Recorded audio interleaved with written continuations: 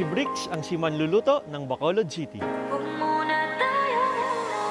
Bricks, mula sa pagiging marino at kusinero ay nakipagsapalaran ka dito sa aking bahay at nakilala mo ang mga taong itinuring mo na ring mga nakababatang kapatid. Gusto kong maging kuya sa inyong lahat. I'm willing to sacrifice all para sa inyo din. Gamit ang mga sangkap ng malasakit at pangunawa, ipinalasap mo ang pagmamahal ng isang kuyang handang magbigay at magsakripisyo. Marami pa ako sana na i-share ba? Kaso, yung puso ko sa bata ba? Maraming beses niya na pinapatunayan yung sarili niya pero kahit isang boto wala siya. Hinahangaan ko rin ang tapang mong ipakilala ang tunay na ikaw at maging tuluyang malaya mula sa pagtatago at panghuhusga.